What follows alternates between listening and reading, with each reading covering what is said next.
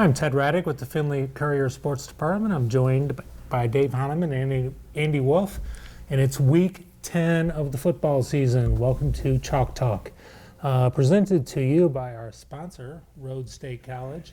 And as usual, we ask that you check their website out at rhodesstate.edu. All right, before we get started, guys, I just want to give a shout out, like we do every year, to the man, the myth, the legend, Joe Idle. Joe Idle. As sports writers, as football fans, coaches, players, where will we be without Joe? We would be in the dark ages. Yep. So, this guy keeps track of all the Harbin points from week one all the way up, and here we are with stacks of paper in front of us from Joe's website, joeidle.com, and he does an invaluable service to football. He does a great job. People in the state of Ohio.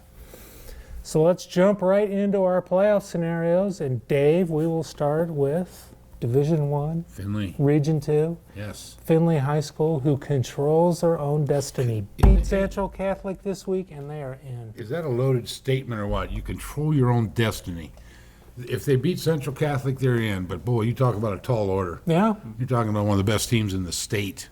But, the opportunity is there. If they pull this, upsets happen. Yeah. Things happen. They don't have to play them 10 times. You only have to play them You just got to once. play them once. But that's what it's going to take for them to get in. Otherwise, they're sitting right on that bubble, which is not bad considering 4 wins, and they're still sitting on the playoff bubble. It either tells me they've beaten some pretty good teams, or the other teams in Region 2 are not that good. Mm-hmm. So, like we say, control your own destiny and see what happens. Yep. Well, you roll the dice and you take your chances, yes. don't you?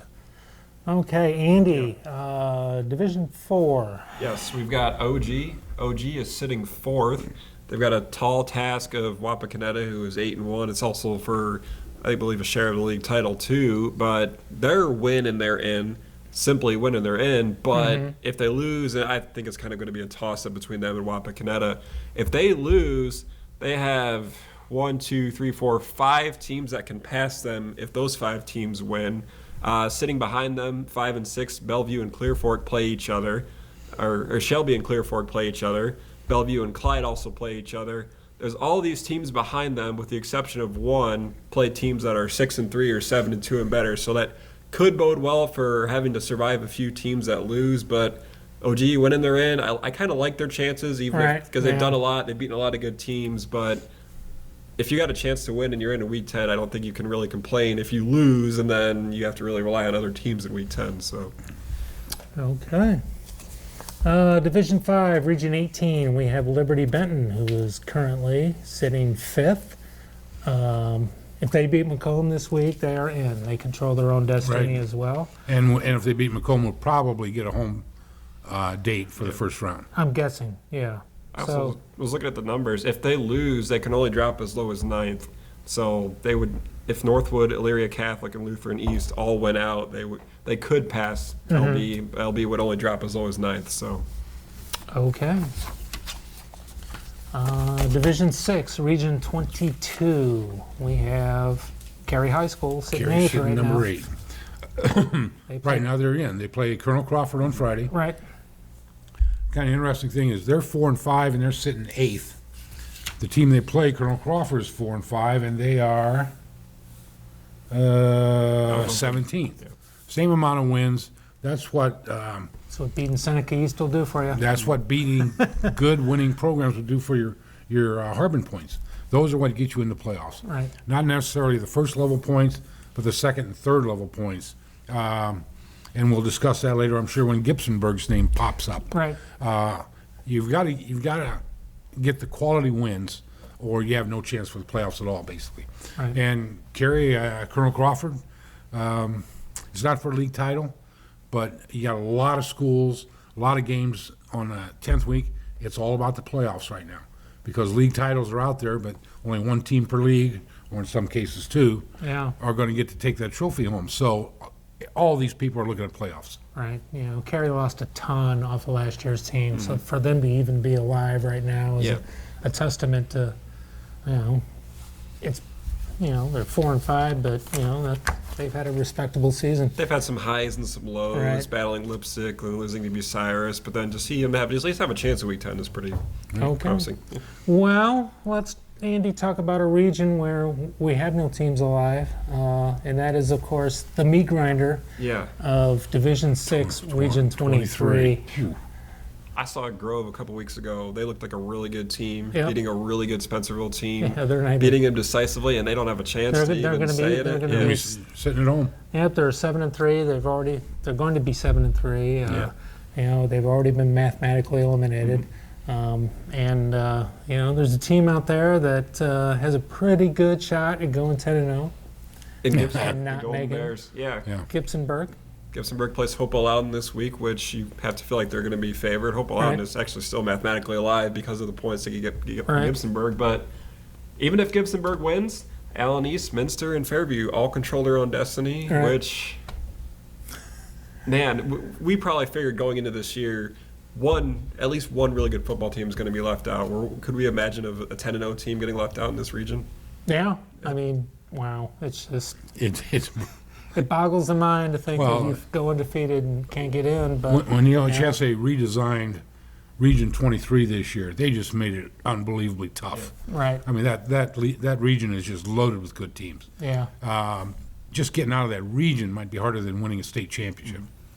When Anna came down to 6, Yeah. I mean, holy And cow. Archibald dropped down, and Right.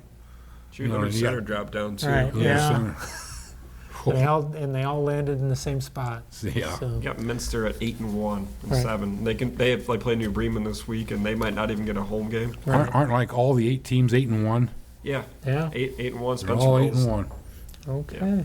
Division 7, Region 26, that's where a lot of our BVC schools reside. Lipsick's clinched, Macomb's clinched, Arlington's clinched, Patrick Henry's clinched. In 9th place is Arcadia. Arcadia, You know. still alive. Yeah, Still still alive. They got Pandora this week, I think. They do. Yes. Yeah, so, I'm not going to say they can't make it. It would be a tall order. They would pretty much need everyone else to lose. It's a long shot. Yeah. If Eden and Mohawk win, they're pretty much out because Eden plays striker and Right. Mohawk plays upper, which yeah, and Edgerton is in if they win with Ayersville too. So Beh, whether they go 6-4 or 5-5, it's been a pretty nice season Yeah. for the Redskins. if I remember right, is Lipsick 4th in there now?